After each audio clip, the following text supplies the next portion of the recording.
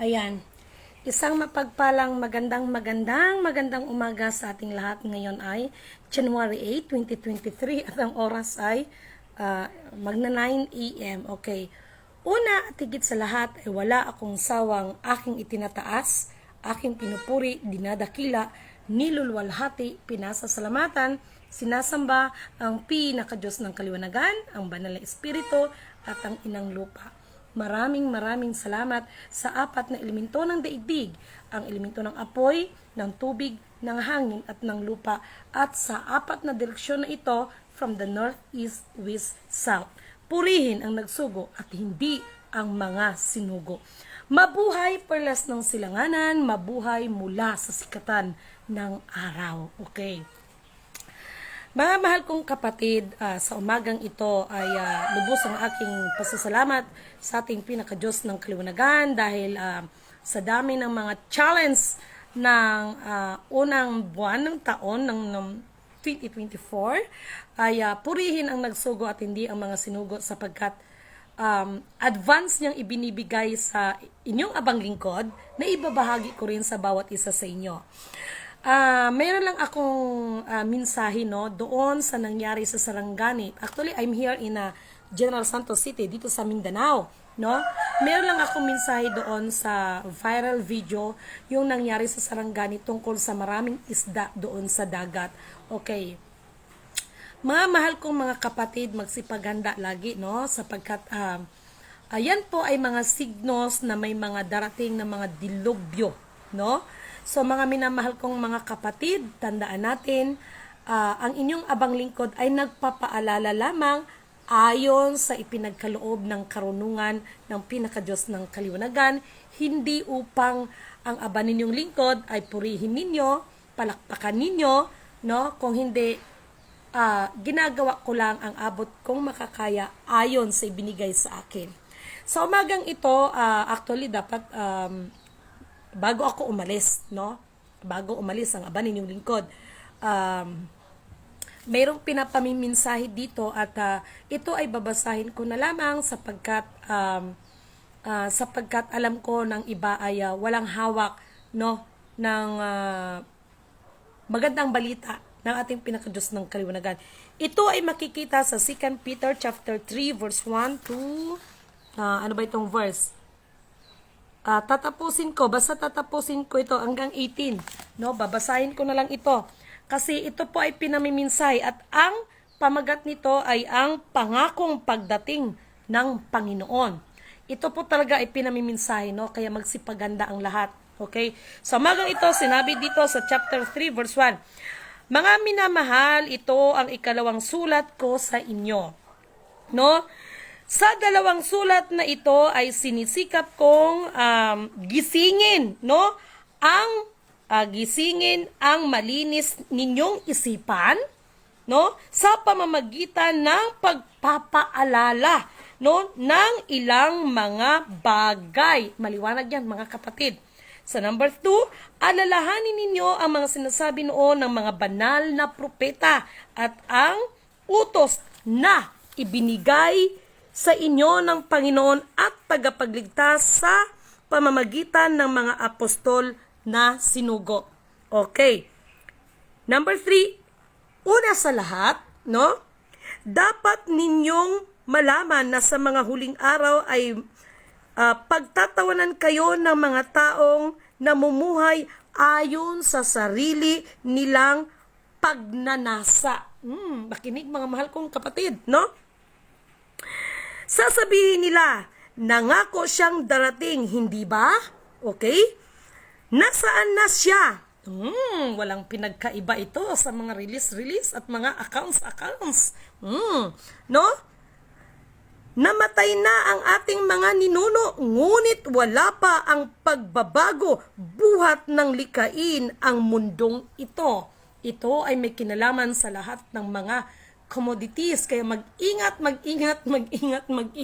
Walang release. Hanggang ngayon, makinig kayo sa aking base ito, banal na kasulatan aking binabasa, at may kinalaman ito sa mga material na bagay, hindi lang sa espiritual, Sinasadya nilang hindi pahalagahan ang katotohanan, ang langit at lupa ay nilikha ng Diyos sa pamamagitan ng kanyang salita, no? Nilikha ang lupa buhat sa tubig at sa pamamagitan ng tubig, sa pamamagitan din ng tubig ng malaking baha, no? Ginunaw ang daigdig. Sa panahong iyon, sa pamamagitan din ay ng salitang iyon ay nanatili ang mga langit at ang lupa upang tupukin sa apoy pagdating ng araw, no? Ng paghuhukom at pagpaparusa sa masasama. Makinig kang maigi. May binabanggit dito ng apoy, isa sa mga elemento ng daigdig. Kaya lagi kong sinasabi, purihin at nagpapasalamat ako sa 4 na elemento ng daigdig. Makinig kayo at sana maunawaan ninyo ito. Mga minamahal, huwag ninyong kalimutan na sa Panginoon, no? Ang isang araw ay tulad ng 1,000 taon at ang 1,000 taon ay tulad ng isang araw. Huwag, At ang 1,000 taon ay tulad ng isang araw lamang. Ang Panginoon ay hindi nagpapabaya sa kanyang pangako gaya ng inaakala ng iba. Sa halip, nagbibigay siya ng pagkakataon sa lahat sapagkat hindi niya man na may mapahamak. Kita nyo? No? Hindi ang lahat ay makapagsisi at tumalikod sa kasamahan. Nakakalungkot dahil mas lalong pasama ang mga tao, no? Tatapusin ko lang dahil ito talaga ay mininsahe sa pamamagitan ng tinig at sa pamamagitan ng kautosang espiritual. Hindi ito sa pamamagitan ng sariling pangunawa lamang ng inyong abang lingkod. Ngunit ang araw ng Panginoon ay darating tulad ng isang magnanakaw. Sa araw na iyon, ang kalangitan ay biglang mawawala kasabay ng isang malakas na ugong. Ugong. Alam niyo mga mahal kong kapatid, umagang-umaga naiiyak ako sapagkat ang aba ninyong lingkod, nanindig ang aking balahibo. Ang aba ninyong lingkod, nakarinig ako ng ugong, maglilinis. Naglilinis ang aba ninyong lingkod pero bigla akong nakarinig ng ugong. Isang ugong na nakakapanindig ng balahibo. Nanindig talaga ang balahibo ko. At nakarinig ako ng boses. Ako kasi ay tinatawag sa aking pangalan hindi bilang Lidimin, hindi Princess Lidimin Canuto, hindi bilang sa aking pangalan, kung hindi meron pong tinatawag sa akin ng pangalan. Kapag nakakarinig ako ng isang boses, tinatawag may pangalan siyang binabanggit sa akin, ngunit ang pangalan na yan ay hindi ko maaring banggitin muna sa inyo, no? Ito ay binabahagi ko lamang sa inyo. Matutupok ang araw, no? Buwan at ang mga bituin. Ang mundo at ang lahat ng mga bagay na narito ay mawawala, pastilan. At dahil ganito ang magiging wakas ng lahat ng bagay, mamuhay kayo ng may kabanalan at sikapin ninyong maging makadiyos. Mga mahal kong kapatid, purihin ang nagsugo at hindi ang mga sinugo, no? Dahil ito yung sinasabi ko sa inyo, laging maganda, bantayan, hindi ang ating kapwa, kundi ang ating mismong mga sarili. Sapagkat sa kasalukuyan, no? Malapit na kasi ang araw na pasusukuin ni God, ni the Alpha Power Omega si Satanas. Kaya ang ginagawa ni Satanas ngayon ay 24/7 siyang nagtatrabaho upang masilo lamang niya, lalo na doon sa mga gumaganap. Ito mga kapatid, isang paalala lamang ha. We are not only talking about the material but also in the spiritual, no? The negative positive equals balance. Okay.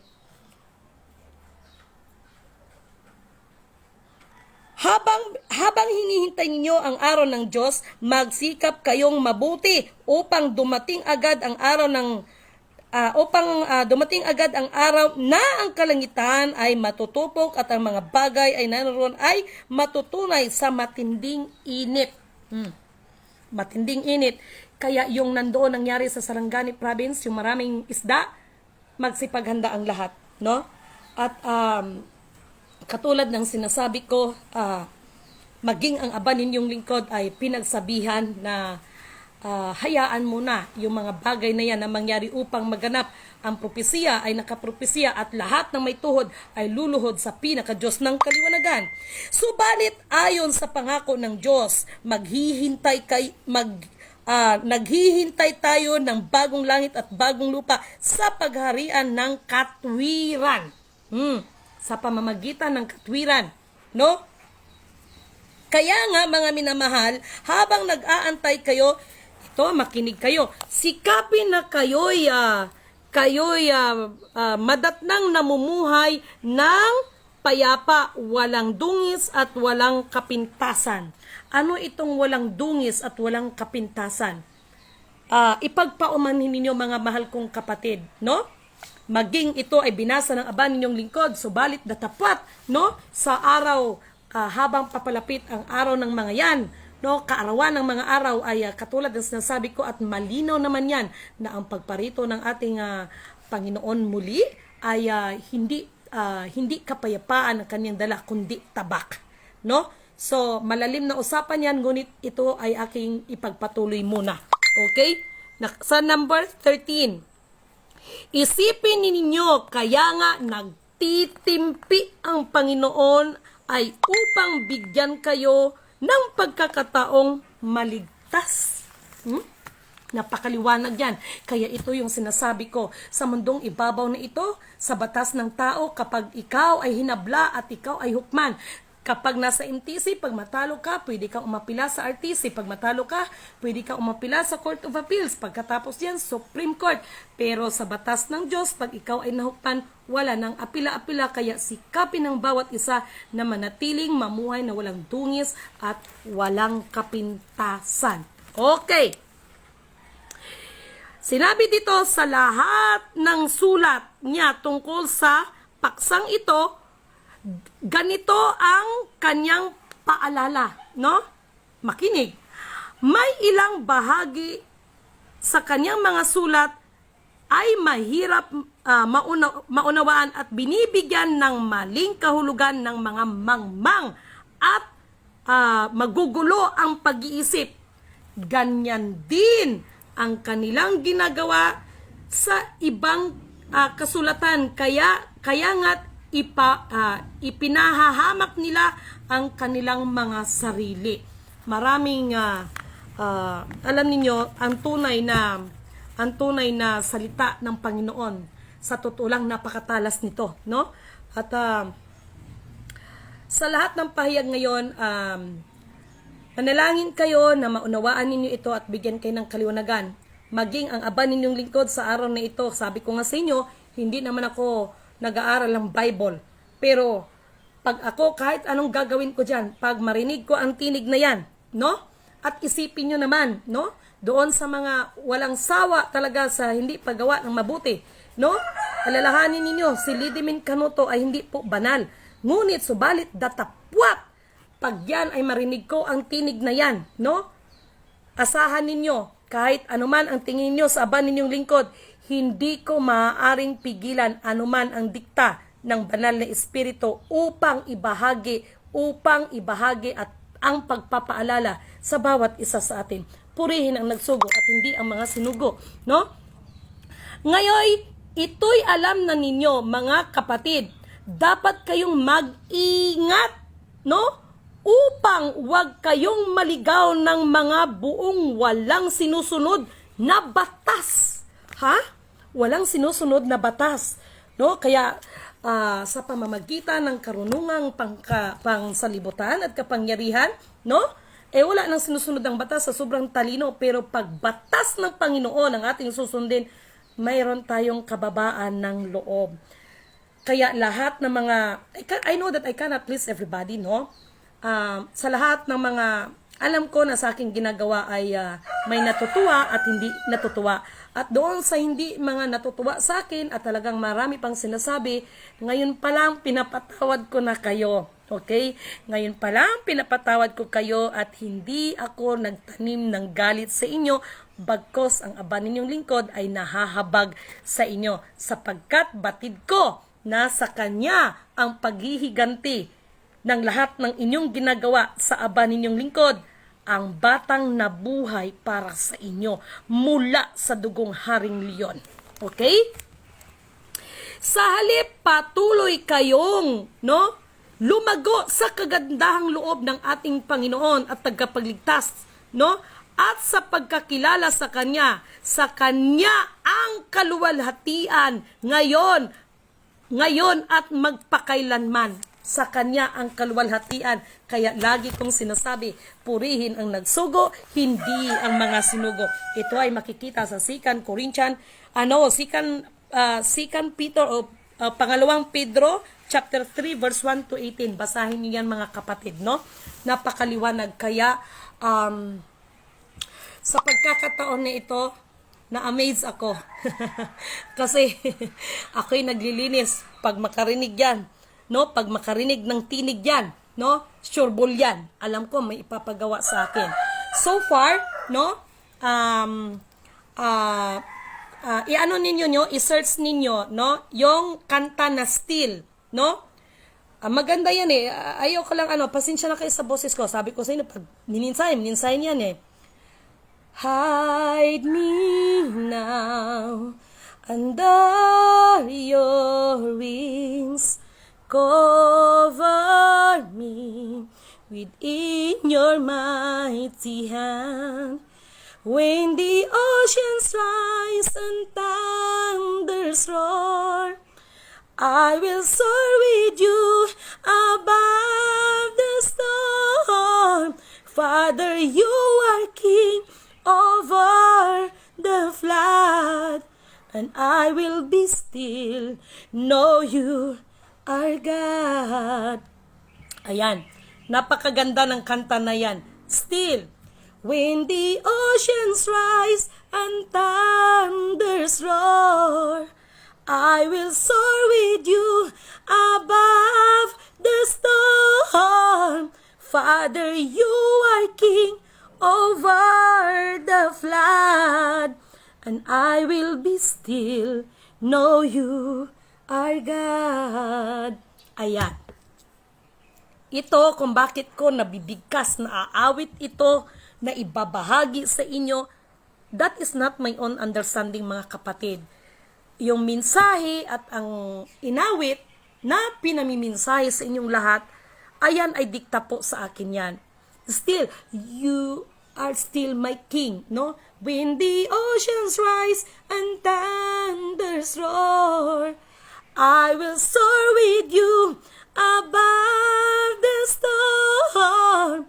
Father, you are king over the flood, and I will be still, know you are God. Kaya mga mahal kong kapatid, nawa ang espiritu ng katotohanan, katwiran, kapatawaran, pag-ibig ay sumasa atin, at anuman ang mga pagsubok na ating kahaharapin, huwag tayong bumitaw sa kataas-taasang pinaka-Diyos ng kaliwanagan. You are the still my King and my God, the Alpha, Power, Omega, mula sa pasimula, dahil sa walang hanggan niyang kapangyarihan hanggang wakas. Siya ang pinaka-Diyos ng kaliwanagan, ang mapagyari sa lahat ng bagay at magtatakda sa lahat ng bagay. Sa lahat ng kaganapang kaguluhan, kahit ang 4 na elemento ng daigdig na yan, lahat yan ay pinahintulutan, upang lahat tayo is ma-purify. Okay? Lahat tayo ay ma-purify, Maraming salamat sa inyo at manalangin ang bawat isa at panatilihin ang kagandahang loob sa bawat isa sa atin, Sapagkat nakasaad dito sa ating banal na kasulatan, ano ang pinakamahalagang utos? Kasi maraming sinugo, Kaya ang aba ninyong lingkod, kahit anong batikos ninyo nito, ay hindi ako nagtanim ng galit sa inyo, bagkos ngayon pa lang ay pinapatawad ko na kayo at itinataas ko na kayo sa pinaka-Diyos ng kaliwanagan na siyang nagsugo sa akin. Nakalagay kasi dyan, ito paalala ha, ano ang pinakalagang utos, no? Ano ang pinakamalagang utos? Ang iyong pananampalataya ba? Ang iyong pag-asa o ang pag-ibig, no? Ano ang pinakamalagang utos dyan? At paalala ko na rin sa ating lahat kung bakit inawit ang kantang Still, no? Ano ba talaga ang makakapaghiwalay sa pag-ibig ng tao, sa pag-ibig ng Diyos? No? Ito ba yung mga kabiguan, kapigatian, kamatayan, no? Yung mga depresyon na yan, no? Ano ba talaga ang makakapaghiwalay sa pag-ibig ng tao sa Diyos? Kaya mga mahal kong mga kapatid, upang tayo ay magkaroon ng kalakasang physical, mental at higit sa lahat spiritual, kilalanin natin ang ating mga sarili. Sapagkat kung kilala natin ang ating mga sarili, kahit anong batikos ng ibang tao, manatili ka dyan sa iyong kinatatayuan at higit sa lahat, hindi magbabago ang pananampalataya mo sa pinaka-Diyos ng kaliwanagan. When the oceans rise and thunders roar, I will soar with you above the storm. Father, you are king over the flood, and I will be still, know you are God. Kaya, kahit anong mangyari dyan, alam mo na ang Panginoon kailanman ay hindi siya nagpabaya sa atin at kailanman ay hindi niya bibiguin ang nanampalataya sa Kanya. Kaya sa umagang ito, kapit ang lahat. Hawak sa Panginoon, walang bibitaw at walang kukurap sapagkat marami ang magaganap. Noong itong December 23, ano ang sinabi ko? Meron akong sinabi diyan, kaya pagka January 1, tumama ang tsunami sa Japan.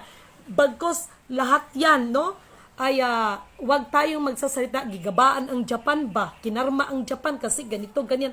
No. May purpose ang Panginoon yan. Wala tayong dapat magusga. Kasi yon ang sinasabi ko. Lahat yan, ay mahal pa rin tayo ng pinaka-Diyos ng kaliwanagan sa lahat ng nangyayari dahil nakasulat nga, nagtitimpi pa siya para sa atin, para ang iba ay makapagbalik loob sa Kanya. Kaya sa araw ng kaarawan ng kaniyang mga araw, paalala ko lang ha, wala tayo sa batas ng tao na pag mahukman ka ng MTC at matalo ka, pwede kang mapali sa RTC to Court of Appeals to Supreme Court, pero sa batas ng Diyos, walang apila. Kaya sikapin na ang bawat isa sa atin ay magpakatatag, magpapakabuti at sumunod sa kalooban ng pinaka-Diyos ng kaliwanagan. Isang mapagpalang magandang umaga sa inyong lahat, mga kapatid, at mag-ingat kayo dahil let's shake it and let's see who is rattle and roll. Isang mapagpalang magandang umaga. Ito ang batang mula sa dugo ng hari ng mga leon, ang batang nabuhay sana para sa inyong lahat. Isang mapagpalang magandang umaga sa ating lahat. 2024, 2 plus 0 equals 2 and 2 plus 2 equals 4 and 4 plus 4 equals 8 and 8 ang 8 ay it represent the infinite. Okay? At ngayon ay January 8. Wow! How nice naman ang mensahe sa umagang ito, Purihin ang nagsugo, hindi ang mga sinugo. Maraming salamat kay Jexel Aris Francisco. Dong, kumusta naman in town ka din na, Dong? Asa naman kagibutang sa Ginoo? Kay kapatid na Norma Magyunis Amora. Magandang umaga po, Miss Didimin. Glad to hear you always. Maraming salamat, kapatid. Siya lang ang nakakaalam ng lahat sa atin. Kaya lahat ng mga palala mo sa amin, sa mga tao ay dapat isa-isip natin lahat. Maraming salamat, kapatid. Kay kapatid na Nilia Ramos, magandang umaga sa inyong lahat. Kay Rick Sagbagala Kabilino, maraming salamat. Be blessed. Thank you so much. Kay Marvin Collado Montemayor, kapatid, lahat ng iyong binabahagi, no, ay maraming salamat din sa iyo, kapatid. Kay Josephine Dapon, kagandahang umaga. Magandang umaga pala, sorry, no? Good morning kay Sir Bobby. Thank you so much, no? Kay Malu Gabaldon. Thank you so much. Kay kapatid na Vince Calaonan, thank you so much, no? Kasi kay Noel Fuentes, Noel Chiquito, watching mom. Thank you so much, mga minamahal kong mga kapatid. And laging panatilihin, no? Ang lagi tayong manalangin. Alam ko naman, lagi tayong nanalangin. Kay Ma'am Lady Lou, thank you so much, kapatid. Look at this, no? Look at this, kapatid. Thank you so much, no? Maraming salamat sa inyo, kapatid, dahil ang inyong abang lingkod ay kung kaya ko lang, no, na makatulad ng babaeng kuratsa, ang babaeng walang pahinga, no? So, anyway, maraming salamat sa pinakadiyos ng kaliwanagan sa binibigay niyang kalakasang physical, mental, at higit sa lahat, kalakasang spiritual. Maraming salamat kay kapatid na Hizoneta, no? Balonso, watching here at school with friends. Salamat sa mensahe, kapatid. Thank you so much. Naiiyak ako. Kay Ate Ellen Kailing, I miss you, no? Namimiss ko kayong lahat sobra, no? Ito yung sinasabi ko na hindi ko kailangan ang mga mababait na tao sa akin, sapagkat alam nyo, mga kapatid, ito ang realidad. Ang tao minsan mabait lamang sa atin dahil tayo ay napapakinabangan, no? Ang kailangan ni Lidimin Canoto ay isang totoong tao, no? So, magkaiba kasi yun eh. Maraming salamat kay Ma'am Ima Almarines. Tama ba, kapatid? Thank you so much. Kay Neil Chiquito, magandang umaga, Ma'am Lidimin. I'm watching from Iloilo. So, maayo nga aga da sa ato nga mga kaigsunan da sa Iloilo, no? Kumusta ka mo da, no? Wow, marunong pa pala ako mag-Ilongga. Hindi, walang halumbero. Maraming salamat sa ating mga mahal kong mga kapatid na mga Ilonggo dyan, no? Ang mga Ilonggo ay sabi nga nila, ang mga mapagmahal, no? Miss you too, ma'am. Thank you so much, no? Kay Norma, wala naman akong kaalaman o kapangyarihan. Ako ay isang ordinaryong tao lang na binigyan ng buhay ng Diyos. Pero lahat ng iyong mensahe mo, Miss Didibin, ay isinapuso at isipan ko po yan lahat. Salamat po. Maraming salamat din, kapatid, ano? At ibabahagi natin ito dahil ito ay hindi ko po sariling opinion ito, no? Maging ang aba namang lingkod ay hindi naman dito perfect. Pero kung ano yung pinapaminsay, sabi ko nga sa inyo, kahit anong gagawin ko, talagang kailangan gagawin. Kuya John Rivera, thank you so much. No, na-miss ko kayo. Kuya, mag-PM nga ikaw sa akin. May sasabihin ako sing importante. I really miss you, Kuya John Rivera. One of my friend na masabi kong totoong tao, no? Totoong tao hindi dahil sa nakakatulong ng financial, kung hindi totoong tao kasi marami na kaming pinagdaanan ni Kuya. Good morning sa'yo. God bless you. Thank you so much. Marami na kaming pinagdaanan. Masaya, malungkot, bagyo, init. Kuya John, I miss you, Kuya John. Promise. Ay, nako, Kuya. Kuya, ikaw alam mo yan, no? Minsan, kahit tayo na ang tumutulong, tayo pa ang napapasama. I love you, Kuya John Rivera. I love you, Kuya, and I miss you. Kumusta na ikaw, no? Thank you so much, no? And maraming salamat sa inyong lahat, mga okay. Maraming salamat, ano? So, maraming salamat sa lahat ng nag-PM sa akin. Thank you so much. At biglang humangin. Shukro hora shansan. Dayar won tay hira sansan ta furuk iyakat sansan tay sir li shur or hayar kan tay sansan tay ayra kun chuko ay ke sansan da iyak nukka ayra kan tay sin dayar al hayara won tay ira sansan day sansan tira hira fon tay rir kan tay ra bono kan sok sa jen let's shake it and let's see who is rattle and roll. Ang aba ninyong lingkod ay nasa General Santos City at ako ay masaya, no? Lahat, no, na mga mangyayari sa atin, no? Lumakas ang hangin. Maraming salamat, elemento ng hangin. No? Maraming salamat. Ay, salamat sa inyong presensya. Okay? So, love you too, sis. Ay, Kuya John. Love you too, kuya. I really miss you talaga, kuya. Promise. One of my best, no?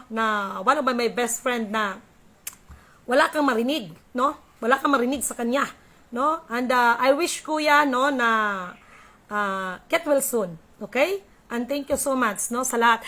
Kay Sir Dante Bimbinito is watching. Salamat, mga mahal kong kapatid. At sa lahat pa ng iba, thank you so much, no? Yung iba hindi ko makita. Bakit kaya, no? Hindi ko makita. So, sa lahat ng nanonood, thank you so much. At thank you so much. Nabubulol ako. Okay?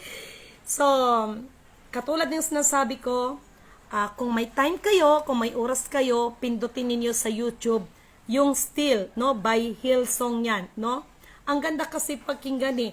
When the oceans rise and thunder soar, I will soar with you above the storm. Father, you are king over the flood, and I will be still, know you are God. O, diba? Purihin ang nagsugo, hindi ang mga sinugo. Magandang umaga sa inyong lahat.